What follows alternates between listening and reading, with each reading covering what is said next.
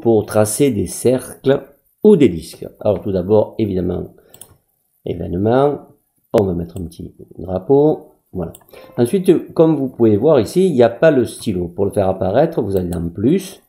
Au passage, vous voulez qu'on pourra créer de la musique, peut-être si on a le temps, on fera un petit tuto pour la musique, en attendant ici, stylo. Donc quand le stylo, voilà, le bloc stylo apparaît, donc quand vous avez tracé une figure, n'oubliez pas quand vous recommencez d'effacer tout. Ensuite, vous avez stylo en position d'écriture ou relever le stylo. Je vous conseille de mettre relever le stylo. Pourquoi? Parce que si le lutin est par là ici qui veut se déplacer et que vous voulez aller à 0,0 comme c'est le cas, il va écrire un trait. Donc ici, donc mouvement. Donc aller à 0,0, ça sera le centre de nos cercles concentriques ou de notre disque final. Donc ensuite, il va falloir définir le rayon. Alors le rayon, ça sera une variable. Donc au départ, donc on va le définir, donc créer une variable que nous allons appeler rayon. Au passage, on aurait pu changer de nom de ma variable, hein, mais bon, c'est pareil. Donc le rayon, il est là. Au départ, mettre ma variable à le plus grand cercle, comme je vous l'ai expliqué sur le défi, c'est rayon 151 pixels. Voilà, alors c'est pas ma variable, c'est un rayon à 150. Ensuite, je vous propose ici de créer un bloc qui va s'appeler cercle. Donc créer un bloc. Puisqu'on est à la création de blocs, on va créer aussi un autre bloc qui va s'appeler disque. Voilà. Créer un autre bloc. Alors.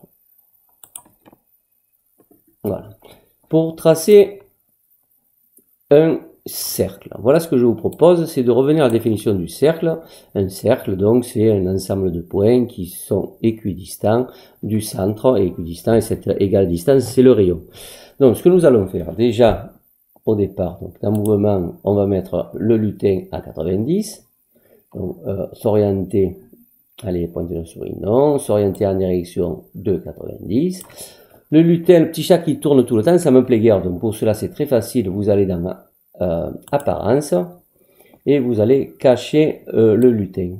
Si on en a besoin à la fin pour parler, donc il faudra, n'oubliez pas, le montrer. Voilà, lutin caché. Donc maintenant, on va pouvoir tracer notre cercle. Pour tracer notre cercle, vous êtes à 0,0, vous allez vous déplacer de rayon. Donc le stylo, il devrait être relevé. Donc stylo, pourquoi? Parce que sinon on va faire un trait. Donc relever le stylo. Voilà, il est relevé, hein, donc on prend quand même nos précautions. Relever le stylo.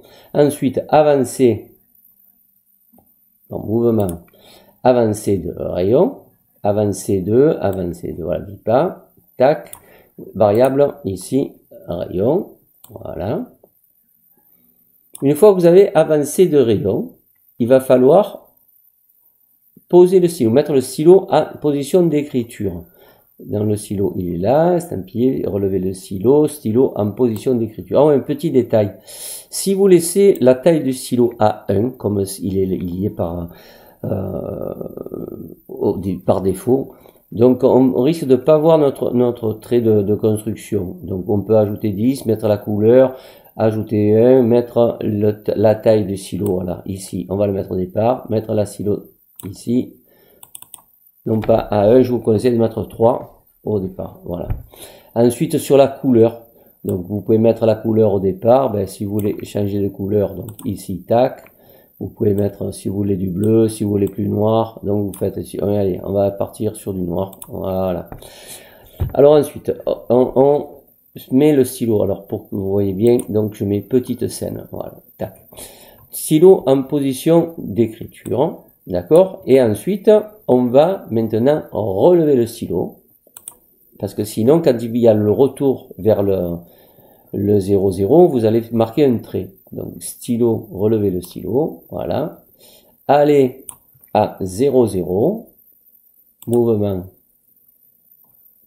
Et une fois que vous serez allé à 0,0, vous allez tourner. Donc, je vais bien vous expliquer, enfin, essayer de vous expliquer le mieux que je peux.